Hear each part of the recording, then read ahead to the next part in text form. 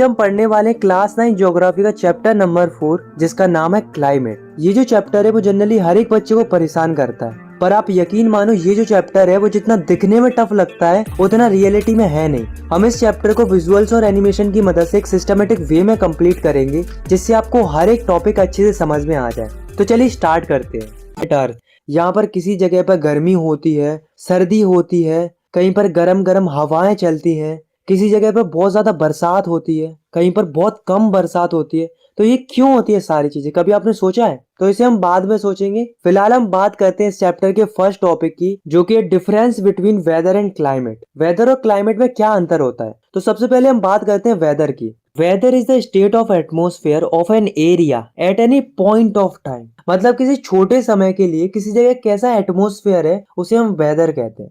जैसे मान लो एक लड़का खड़ा है ओपन में, उसे बहुत धूप लग रही है, बेचारे को बहुत पसीना आ रहा है, तो ऐसे में हम क्या कहेंगे कि वेदर कैसा है? हॉट है।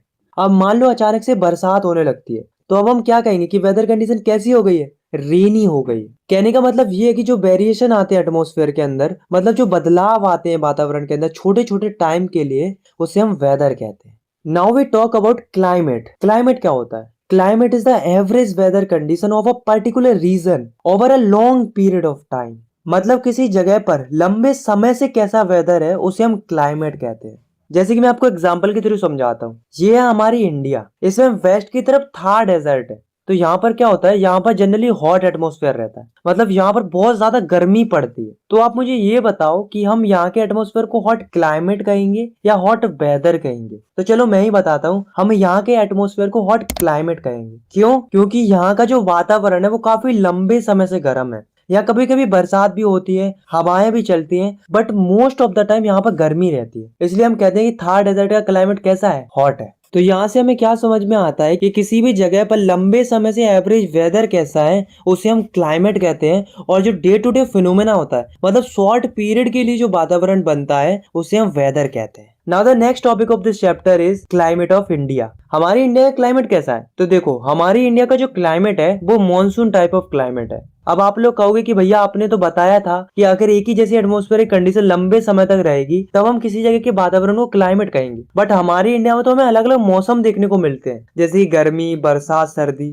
तो हमारे यहाँ क्लाइमेट कैसे हो सकता है? हो सकता है क्योंकि भले ही हमारे यहाँ मौसम बदलते हैं, बट आपने एक चीज नोटिस की कि यही मौसम हर साल रिपीट होते हैं। हर साल हमें यही क्लाइमेटिक कंडीशन देखने को मिलती है, और यही सिस्टम काफी लंबे समय से चला आ रहा है। तभी तो हमारी इंडिया का क्लाइमेट मॉनसून है, यानी कि मौसमी है। अलग अलग मौसम देखने को मिलते हैं। ये केवल हमारी इंडिया का क्लाइमेट नहीं है, बल्कि पूरे साउथ ईस्ट एशिया में यही क्लाइमेटिक कंडीशन हमें देखने को मिलती है। ये जो मॉनसून बर्ड है वो एक अरेबिक बर्ड मौसम से ड्राइव किया गया है, जिसका मतलब होता है सीजन। तो हमारी जो इंडिया है उसमें डिफरेंट डिफरेंट जगहों पर क्लाइमेटिक कंडीशंस के अंदर वेरिएशन देखने को मिलते हैं। फॉर एग्जाम्पल, अगर हम टेम्परेचर की बात करें तो समर के टाइम पर राजस्थान के कुछ हिस्सों में टेम्परेचर 50 डिग्री तक पहुंच जाता है। वहीं दूसरे जम्मू कश्मीर में एवरेज टेम्परेचर मात्र 20 डिग्री तक रहता है। अगर हम विंटर की बात करें तो जम्मू कश्मीर के द्रास में टेम्परेचर पहुंच जाता है -45 डिग्री सेल्सियस। वहीं दूसरे तिरुवनंतपुरम में टेम्परेचर मात्र 22 डिग्री रहता है। तो देख रहे हो इंडिया में डिफरेंट डिफरेंट जगहों पर कितना वेरिएशन है। इसके अलावा अगर हम प्रेसिपिटेशन की बात करें, मतलब रेनफॉल की बात करें, तो जम्मू कश्मीर में काफी ज्यादा बर्फ गिरती है। इंडिया के ईस्टर्न पार्ट में काफी ज्यादा बरसात होती है। सिमिलरली इंडिया के वेस्टर्न कोस्ट पर भी काफी बरसात होती है, बट इंडिया का जो नॉर्थ वेस्टर्न पार्ट है वहां पर काफी कम बरसात होती है। तो यहाँ पर भी वेरिएशन देखने को मिलता है। इंडिया का जो कोस्टल एरिया है, मतलब वो एरिया जो समुद्र से लगा हुआ है, ऐसे एरिया में टेम्परेचर के अंदर काफी कम वेरिएशन देखने को मिलता है। और ये इसलिए होता है क्योंकि ये एरिया समुद्र से कनेक्टेड है। इसलिए कोस्टल एरियाज के अंदर टेम्परेचर लगभग मॉडरेट रहता है, मतलब एक जैसा टेम्परेचर रहता है।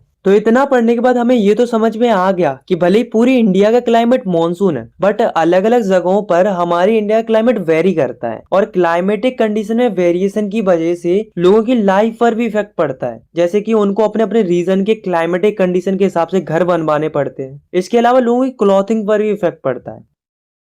अब सवाल ये उठता है कि किसी भी जगह की क्लाइमेटिक कंडीशन में वेरिएशन क्यों आते हैं। इसे जानने के लिए हम पढ़ते हैं इस चैप्टर के नेक्स्ट टॉपिक को, जो कि है क्लाइमेटिक कंट्रोल। ऐसे क्या फैक्टर्स है जो किसी भी एरिया के क्लाइमेट को कंट्रोल करते हैं? तो इस टॉपिक में हम क्लाइमेट को कंट्रोल करने वाले ऐसे 6 फैक्टर्स को डिस्कस करेंगे, जो कि है latitude, altitude, pressure and wind system, distance from the sea, ocean currents and relief features. तो सबसे पहले हम बात करते हैं लैटिट्यूड की। तो लैटिट्यूड आपको पता ही है क्या होते हैं। तो जो इमेजिनरी हॉरिजॉन्टल लाइंस होती हैं अर्थ की कर्वेचर के ऊपर, उन्हें ही हम लैटिट्यूड बोलते हैं। अब सिचुएशन क्या होती है, जैसे मान लो ये है अर्थ और ये है सन। अर्थ के सेंटर से एक इमेजिनरी लाइन क्रॉस होती है जिसे हम बोलते हैं इक्वेटर। इक्वेटर की ऊपर की ओर होता है नॉर्थ पोल और इक्वेटर की नीचे की ओर होता है साउथ पोल। अब होता क्या है कि अर्थ की कर्वेचर की वजह से जो सनरेज होती हैं वो अर्थ के इक्वेटर पर डायरेक्टली पड़ती है। मतलब सन की जो लाइट आती है वो सबसे ज्यादा इक्वेटर पर पड़ती है, और जो नॉर्थ पोल और साउथ पोल होते हैं वहां पर सन की लाइट बहुत कम पहुंच पाती है। अब आप ही बताओ, जहां पर सन की सबसे ज्यादा रेज आएंगी वहां पर टेम्परेचर कैसा रहेगा? गर्म रहेगा, इसलिए इक्वेटर वाला रीजन हॉट रहता है। और वहीं पोल्स पर सन की बहुत कम रेज पहुंच पाती है, जिसकी वजह से वहां का जो रीजन होता है वो कोल्ड रहता है। Now we talk about second factor, altitude. Altitude का मतलब होता है हाइट यानी कि ऊंचाई। अगर हम नॉर्मल लैंड से ऊपर की ओर जाते हैं तो क्लाइमेट ठंडा होता जाता है। मतलब जितनी ज्यादा तुम हाइट पर जाओगे तुम्हें उतना ही ठंडा क्लाइमेट देखने को मिलेगा, इसलिए तो माउंटेन्स के ऊपर क्लाइमेट ठंडा रहता है। अब बात करते हैं थर्ड फैक्टर की, जो कि है प्रेशर एंड विंड सिस्टम। इसको जरा ध्यान से समझना, बहुत ही इंपॉर्टेंट फैक्टर है। तो जैसे मान लो ये एक नॉर्मल लैंड है, उसके जस्ट पास में ओशियन है। लैंड के ऊपर एयर होगी, सिमिलरली ओशन के ऊपर भी एयर होगी। अब एक सिचुएशन कंसीडर करो कि समर का सीजन चल रहा है और उसके साथ साथ सन की अच्छी खासी रेज भी आ रही है। तो देखो होता क्या है, तो समर के टाइम पर जो लैंड के ऊपर की एयर होती है वो बहुत ही ज्यादा गर्म होने लगती है, और वहीं जो ओशियन के ऊपर की एयर होती है वो उतनी गर्म नहीं हो पाती है। वो इस एयर के कंपैरिजन में ठंडी रहती है, यानी कि कोल्ड रहती है। अब जो गर्म हवा होती है वो लाइट वेटेड होती है, जिसकी वजह से वो ऊपर की ओर राइज करने लगती है। तो जब मोस्ट ऑफ द एयर ऊपर की ओर चली जाती है तो नीचे वाले रीजन में एयर की कमी हो जाती है। तो इस वाले रीजन में बनता है low pressure. On the other and जो ओशन के ऊपर की एयर होती है वो आपको पता है ठंडी है, और ठंडी एयर ऊपर की ओर राइज नहीं करती है, जिसकी वजह से जहां पर हवा की कोई कमी नहीं है, इसलिए यहाँ पर होता है हाई प्रेशर। अब आप खुद ही सोचो कि विंड किस तरह ब्लो करेगी, मतलब हवा किस तरह बहेगी। ऑब्वियसली जहां हवा की कमी है एयर भी उसी तरह फ्लो करेगी, मतलब एयर फ्लो करेगी हाई टू लो प्रेशर। तो अभी तक मैंने आपको समर की सिचुएशन बताई है, अब हम बात करते हैं विंटर्स की। विंटर्स में ये सिचुएशन रहती है। तो सर्दियों में क्या होता है कि सर्दियों में उल्टा होता है। कैसे? लैंड के ऊपर की जो एयर होती है वो काफी ज्यादा ठंडी हो जाती है, पर वहीं जो ओशियन के ऊपर की एयर होती है वो उतनी ठंडी नहीं हो पाती है, मतलब इसके कंपैरिजन में हॉट रहती है।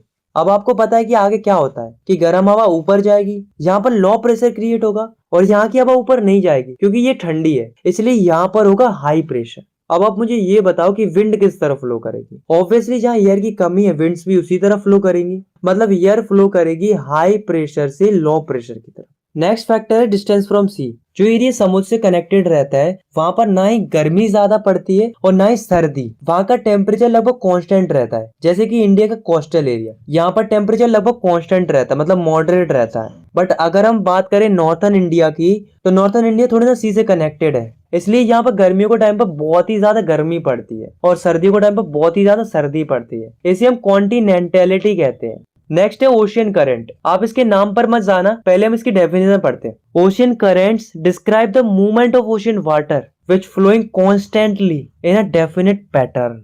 आप इस डायग्राम को देखो, ये पूरे वर्ल्ड का मैप है। इस मैप पे जो ब्लूइश टाइप का पोर्शन दिख रहा है वो है ओशियन। तो इन ओशियंस में भी वाटर फ्लो करता है, जैसे रिवर्स में वाटर फ्लो करता है ना, ठीक उसी प्रकार से ओशन के अंदर भी वाटर फ्लो करता है। अब सवाल ये उठता है कि ये ओशन के अंदर जो वाटर फ्लो करता है वो किस डायरेक्शन में फ्लो करता है। तो इसके लिए आप इन एरोस को देख सकते हो, जिससे हमें आसानी से पता चल सकता है कि वाटर किस डायरेक्शन में फ्लो हो रहा है। तो ये जो वाटर फ्लो होता है ओशन के अंदर, उसी को हम ओशन करेंट्स बोलते हैं। अब आप एक और चीज नोटिस कर रहे होंगे कि इसमें कुछ एरोज ब्लैक है और कुछ एरोज रेड है। तो इसका क्या मतलब है? तो जो ब्लैक वाले एरोज है वो कोल्ड ओशियन करंट को दर्शा रहे हैं, मतलब कोल्ड वाटर फ्लो को दर्शा रहे हैं, और जो रेड वाले एरोज है वो वार्म ओशियन करंट को दर्शा रहे हैं, यानी कि वार्म वाटर फ्लो को दर्शा रहे हैं। अब सवाल ये उठता है कि ओशियन करंट कैसे क्लाइमेट को अफेक्ट करते हैं। देखो, अगर कोई लैंड कोल्ड ओशियन करंट के कांटेक्ट में आती है तो वहां का क्लाइमेट कोल्ड हो जाएगा, और अगर कोई लैंड वार्म ओशियन करंट के कांटेक्ट में आ रही है तो वहां का क्लाइमेट हॉट हो जाएगा। नेक्स्ट है रिलीफ फीचर्स। किसी भी जगह का रिलीफ कैसा है उससे भी क्लाइमेट पर इफेक्ट पड़ता है। जैसे कि मान लो यहाँ पर एक माउंटेन है, माउंटेन की इस तरफ एक बस्ती बसी हुई है और माउंटेन की उस तरफ भी एक बस्ती बसी हुई है।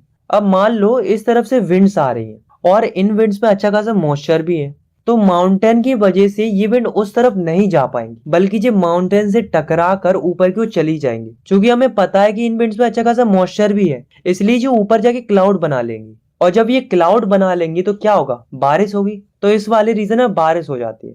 बट वहीं दूसरी ओर बारिश नहीं हो पाती है, क्यों? क्योंकि उधर तो विंड पहुंच ही नहीं पाई। तो तुम समझ सकते हो कि माउंटेन की वजह से तो आसपास की जगहों के क्लाइमेट में वेरिएशन देखने को मिला। तो कहने का मतलब ये है कि किसी भी जगह का रिलीफ कैसा है उससे भी बहुत इंपैक्ट पड़ता है क्लाइमेट के ऊपर। Don't skip ahead here.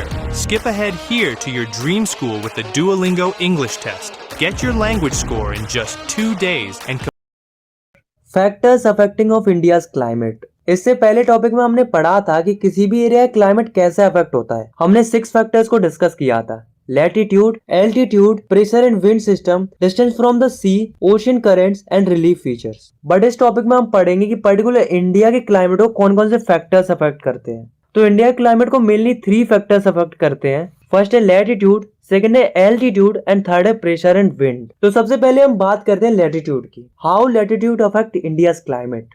मान लो ये है हमारी अर्थ के सेंटर से एक इमेजिनरी लाइन क्रॉस होती है जिसे हम बोलते हैं इक्वेटर। इक्वेटर होता है 0 डिग्री लैटिट्यूड। अब आप मुझे ये बताओ कि इसमें अपनी इंडिया कहाँ पर है? नहीं दिखी? चलो मैं बताता हूँ, ये रही हमारी इंडिया। अर्थ के ऊपर होता है नॉर्थ पोल और अर्थ के नीचे होता है साउथ पोल। तो जब हम नॉर्थ पोल की तरफ जाते हैं तो लगभग 23.5 डिग्री नॉर्थ पर जो लैटिट्यूड मिलता है वो होता है ट्रॉपिक ऑफ कैंसर। सिमिलरली अगर हम साउथ पोल की तरफ जाते हैं तो 23.5 डिग्री साउथ पर जो लैटिट्यूड मिलता है वो होता है ट्रॉपिक ऑफ कैप्रिकॉर्न। अब समझने वाली बात क्या है कि जो ट्रॉपिक ऑफ कैंसर और ट्रॉपिक ऑफ कैप्रिकॉर्न के बीच वाला जो रीजन होता है वो होता है tropical region. Similarly tropic of cancer और नॉर्थ पोलर रीजन के बीच वाला जो एरिया होता है वो होता है सब ट्रॉपिकल रीजन, मतलब ये वाला जो रीजन। और ट्रॉपिक ऑफ कैप्रिकॉर्न और साउथ पोलर रीजन के बीच वाला जो रीजन होता है वो भी होता है सब ट्रॉपिकल रीजन। अब जरा ध्यान से देखो, जो सन से जो रेज आती हैं वो सबसे ज्यादा ट्रॉपिकल रीजन पर पड़ती है। और जैसे जैसे हम ट्रॉपिकल रीजन से दूर होते जाते हैं, यहाँ पर सब ट्रॉपिकल या पोलर रीजन की तरफ बढ़ते जाते हैं तो सन की हीट कम होती जाती है। मतलब आपको केवल इतना ही याद रखना है कि ट्रॉपिकल रीजन में सबसे ज्यादा हीट पड़ती है सन की, वहीं सब ट्रॉपिकल रीजन में सन की थोड़ी कम हीट पड़ती है। अब आप इसमें अपनी इंडिया पर फोकस करो तो जो ट्रॉपिक ऑफ कैंसर है वो हमारी इंडिया को लगभग 2 हिस्सों में बांट रही है। और आप एक और चीज नोटिस करो कि हमारी इंडिया अर्थ की ऐसी लोकेशन पर है जहां पर इंडिया का आधा हिस्सा ट्रॉपिकल रीजन में आता है और आधा हिस्सा सब ट्रॉपिकल रीजन में आता है।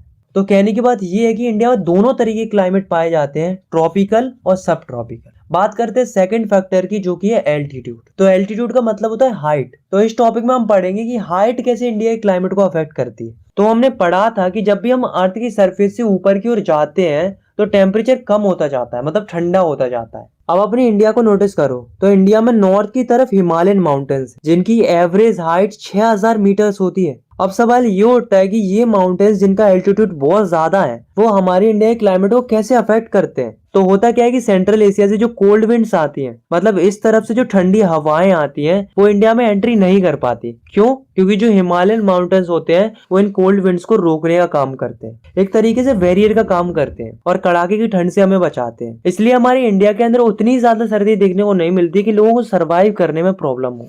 थर्ड फैक्टर है pressure and winds. India climate को प्रेशर एंड विंड कैसे अफेक्ट करती है, बहुत ही इंपॉर्टेंट फैक्टर है, आपको बहुत ही ध्यान से पढ़ना है।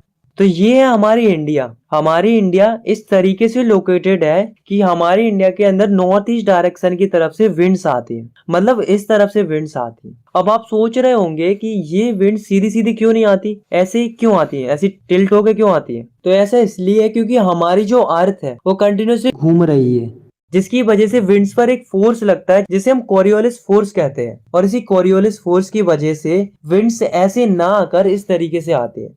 ये जो विंड्स होती है इनके अंदर बहुत ही कम मॉइस्चर होता है। ऐसा क्यों? ऐसा इसलिए होता है क्योंकि ये विंड्स नॉर्मल लैंड के ऊपर से आ रही है, मतलब जमीन के ऊपर से आ रही है। और हमको पता है कि हवा अगर जमीन के ऊपर से आती है तो उनके अंदर मॉइस्चर ना के बराबर रहता है। मॉइस्चर उन्हीं विंड्स के अंदर होता है जो विंड्स ओशियन के ऊपर से आती है, पर ये विंड्स तो लैंड के ऊपर से आ रही है, इसलिए इनके अंदर तो मॉइस्चर होगा ही नहीं। और अगर मॉइस्चर नहीं होगा तो स्वाभाविक सी बात है कि इन विंड्स की वजह से बरसात भी नहीं होगी। पर ऐसा होता है क्या? हमारे इंडिया के अंदर तो खूब बरसात होती है, तो ऐसा क्यों होता है? चलिए देखते हैं। हमारी जो इंडिया है उसकी क्लाइमेटिक कंडीशन बहुत ही यूनिक है। विंड नॉर्थ वेस्ट की तरफ से आती जरूर है पर हमेशा नहीं। समर में सिचुएशन अलग हो जाती है। समर में क्या होता है कि विंड इस तरफ की बजाय इस तरफ से फ्लो करने लगती है। ऐसा क्यों? क्योंकि समर के टाइम पर इंडिया की लैंड बहुत ही ज्यादा गर्म होने लगती है और गर्म होने की वजह से लैंड पर क्रिएट हो जाता है लो प्रेशर। वहीं जो ओशियन है वो उतना गर्म नहीं हो पाता है, मतलब लैंड के कंपैरिजन में ओशियन ठंडा रहता है, इसलिए ओशियन पर रहता है हाई प्रेशर।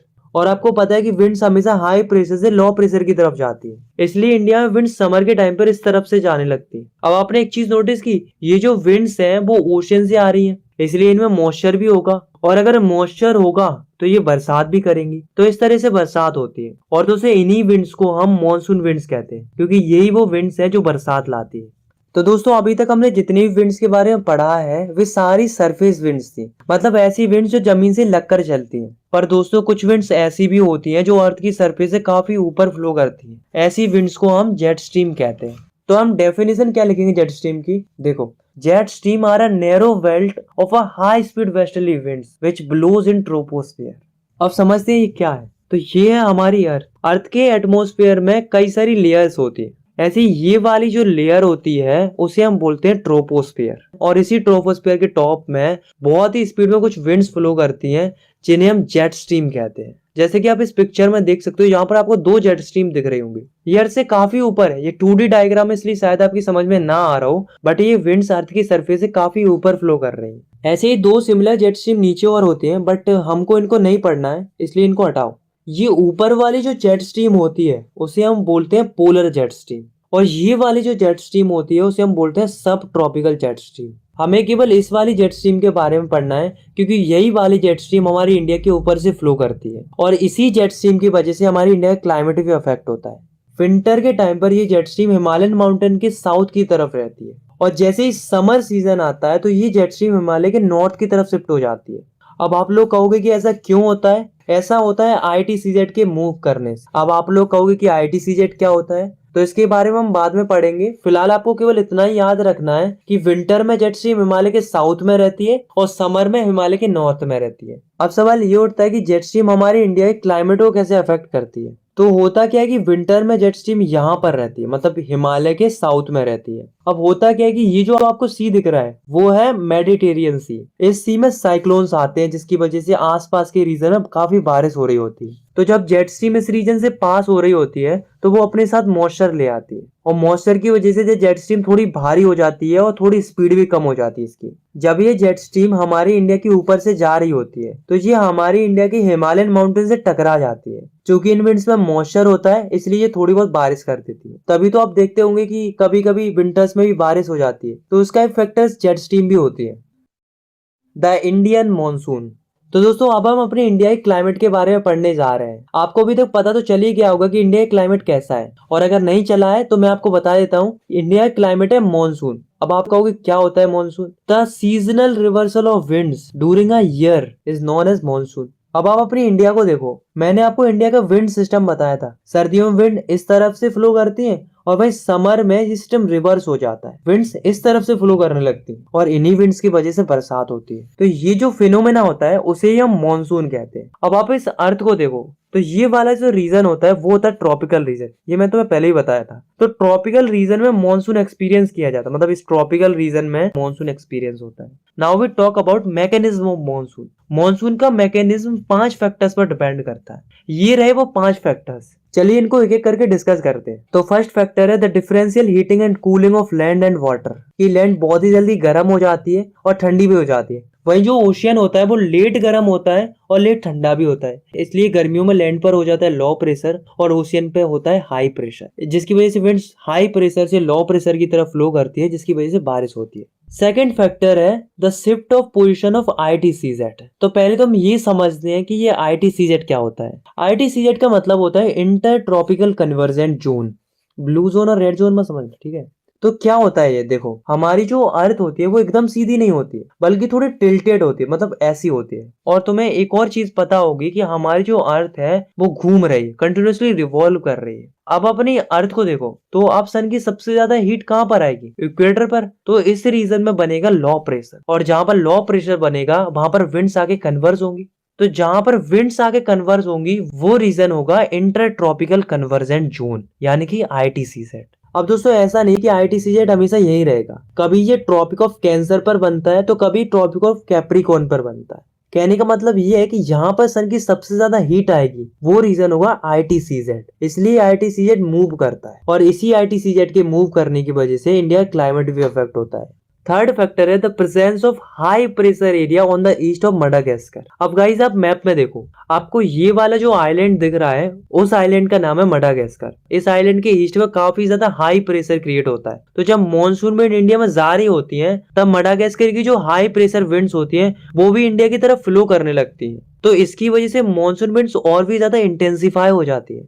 फोर्थ फैक्टर है हीटिंग ऑफ टिबेटन प्लेट्यू। अब आप इस मैप में देखो, ये वाला जो हाईलाइटेड पोर्शन है वो टिबेटन प्लेट्यू है। तो होता है कि समर में ये प्लेट्यू बहुत ही ज्यादा गर्म हो जाता है, जिसकी वजह से यहाँ पर क्रिएट होता है लो प्रेशर, और लो प्रेशर के कारण जो मॉनसून विंड्स होती हैं वो और भी ज्यादा अट्रैक्ट हो जाती है इसकी तरफ। फिफ्थ फैक्टर है मूवमेंट ऑफ जेट स्ट्रीम। देखो मैंने आपको बताया था कि विंटर्स में जेट स्ट्रीम हिमालय के साउथ में रहती है, और जब समर सीजन आता है तब ये जेट स्ट्रीम हिमालय के नॉर्थ में चली जाती है। इससे फायदा क्या होता है कि जो मॉनसून विंड्स होती हैं उन्हें स्पेस मिल जाता है और वे आसानी से इंडिया पहुंच जाती है और बारिश करती है। तो ये सारे फैक्टर्स जो मैंने आपको बताए हैं, इन्हीं फैक्टर्स की वजह से इंडिया में मॉनसून विंड्स आ पाती हैं और तब जाके इंडिया में बारिश होती है। इस टॉपिक से रिलेटेड आपको एक और कंसेप्ट समझना है, तो इसके लिए आप इस मैप में देख लो, यहाँ पर जो ओशियन है वो है इंडियन ओशियन, और यहाँ पर जो ओशियन है वो है पैसिफिक ओशियन। अब देखो होता क्या है, tropical eastern south Pacific ocean में जनरली हाई प्रेशर रहता है, मतलब यहाँ पर, और वहीं ट्रॉपिकल ईस्टर्न इंडियन ओशियन में यानी कि यहाँ पर रहता है लो प्रेशर। इसलिए जो विंड्स होती हैं वो यहाँ से इस तरफ को जाती है। बट कुछ सालों में ऐसा देखने को मिलता है कि पैसिफिक ओशियन में हो जाता है लो प्रेशर और इंडियन ओशियन में हो जाता है हाई प्रेशर। इसलिए अब विंड्स यहाँ से यहाँ की तरफ जाने लगती हैं। तो ये जो चेंजेस आते हैं प्रेशर कंडीशन के अंदर, इसी को हम सदर्न ऑसिलेशन बोलते हैं, और इसी की वजह से हमारे इंडिया का क्लाइमेट भी अफेक्ट होता है। ऐसा देखा गया है कि जब भी विंड्स इस तरफ से इस तरफ फ्लो करती हैं तो मॉनसून स्ट्रांग रहता है, मतलब इंडिया में काफी अच्छी बारिश होती है, और वहीं अगर विंड्स इस तरफ से इस तरफ फ्लो करती है तो मॉनसून वीक रहता है, मतलब इंडिया में बहुत कम बरसात होती है। सदर्न ऑसिलेशन से रिलेटेड एक और कंसेप्ट है जो कि है एल नीनो। तो जब नॉर्मल सिचुएशन रहती है, मतलब यहाँ पर रहता है लो प्रेशर और यहाँ पर रहता है हाई प्रेशर, तो ओशियन करंट ऐसे फ्लो करता है। इस करंट को हम पेरुवियन करंट कहते हैं, और ये जो करंट है वो एंटार्क्टिका से आ रहा है, इसलिए ये ठंडा रहता है। बट जब प्रेशर चेंज होता है, यहाँ पर हो जाता है लो प्रेशर और यहाँ पर हो जाता है हाई प्रेशर, तब करंट इस तरफ से इस तरफ फ्लो करने लगता है। ये जो करंट है वो इक्वेटर से आ रहा होता है, इसलिए ये गर्म रहता है। तो ये जो कोस्ट है Peruvian coast, warm ocean current के कारण यहाँ का टेम्परेचर भी गर्म हो जाता है। ये फेनोमेना क्रिसमस के अराउंड होता है, इसलिए इसको एल नीनो कहते हैं। The onset and withdrawal of monsoon. इस टॉपिक में हम मॉनसून के आने से लेकर जाने तक की पूरी प्रोसेस को डिस्कस करेंगे। तो इंडिया में मॉनसून अर्ली जून से शुरू होकर लेट ऑफ सितंबर तक रहता है, यानी कि लगभग 100 से 120 दिन तक रहता है। जब मॉनसून आ ही रहा होता है तब इंडिया में थोड़ी थोड़ी बारिश होती है, और जैसे ही मॉनसून इंडिया में आ जाता है तो अचानक से बहुत तेज बारिश होने लगती है, और ये बारिश कॉन्स्टेंटली होती है छोटे छोटे ब्रेक्स में। इसको हम बस्टिंग ऑफ मॉनसून कहते हैं। तो चलिए अब हम देखते हैं कि मॉनसून इंडिया में कैसे एंट्री करता है। तो आपको बस इस मैप में देखना है। तो दोस्तों होता क्या है कि ये जो मॉनसून विंड्स होती हैं वे सबसे पहले इंडिया के पेनिनसुला के सदर्न टिप पर हिट करती है और केरला वाले रीजन में बारिश करती है। उसके बाद ये जो विंड्स होती हैं वो दो हिस्सों में बट जाती है, एक बनती है अरेबियन सी ब्रांच और दूसरी बनती है बे ऑफ बंगाल ब्रांच। तो ये जो अरेबियन सी ब्रांच होती है वो लगभग 10 जून तक मुंबई पहुंच जाती है और वहां पर बारिश करती है, और वहीं जो बे ऑफ बंगाल ब्रांच होती है वो असम पहुंचती है। अब आपको पता है कि इंडिया के इस वाले रीजन में माउंटेन्स है, तो ये विंड्स आगे की तरफ तो जा नहीं सकती, इसलिए ये टर्न हो जाती है और पहुंचती है इंडिया के सेंट्रल पार्ट में। और वही जो अरेबियन सी ब्रांच होती है वो सौराष्ट्र कच्छ की ओर जाती है, और फाइनली ये भी इंडिया के सेंट्रल पार्ट की तरफ मूव कर जाती है, और मिड जून तक ये दोनों ब्रांच आपस में मिल जाती है। उसके बाद जून के एंड में दिल्ली में बरसात होती है, और जैसे ही जुलाई का पहला वीक स्टार्ट होता है तो वेस्टर्न उत्तर प्रदेश, पंजाब, हरियाणा, ईस्टर्न राजस्थान तक मानसून पहुंच जाता है, और by the mid of July, जुलाई के मिड तक मानसून हिमाचल प्रदेश और पूरी इंडिया में पहुंच जाता है। अब हम बात करते हैं विड्रॉल ऑफ मॉनसून की। मॉनसून इंडिया में आ तो गया, लेकिन अब जाएगा कैसे? बहुत ही सिंपल है, आपको जस्ट इस मैप में ही देखना है। तो सितंबर की शुरुआत में मॉनसून इंडिया के नॉर्थ वेस्टर्न स्टेट से जाना शुरू करता है। फिर उसके बाद अक्टूबर के मिड तक मॉनसून पूरे नॉर्थ इंडिया से चला जाता है और अर्ली दिसंबर तक तो पूरी इंडिया से ही मॉनसून गायब हो जाता है। द सीजन्स, हमारे इंडिया में 4 तरीके के मौसम देखने को मिलते हैं। पहला है कोल्ड वेदर सीजन यानी कि विंटर सीजन, दूसरा है हॉट वेदर सीजन यानी कि समर सीजन, और तीसरा है एडवांसिंग मॉनसून यानी कि रेनी सीजन, और चौथा है रीट्रेटिंग मॉनसून यानी ट्रांजिशन मॉनसून। तो सबसे पहले हम बात करते हैं कोल्ड वेदर सीजन की यानी कि विंटर सीजन की। तो इंडिया में विंटर मिड ऑफ नवंबर से स्टार्ट होता है और फरवरी के एंड तक इंडिया में रहता है। जनरली इंडिया में सबसे ज्यादा सर्दी दिसंबर और जनवरी के मंथ में पड़ती है। इनफैक्ट नॉर्थन इंडिया के सबसे कोल्डेस्ट मंथ दिसंबर और जनवरी माने जाते हैं। इंडिया के नॉर्थन पार्ट में फ्रॉस्ट देखने को मिलती है यानी कि ओस देखने को मिलती है, और वहीं हिमालय वाले रीजन में तो स्नोफॉल देखने को मिलती है।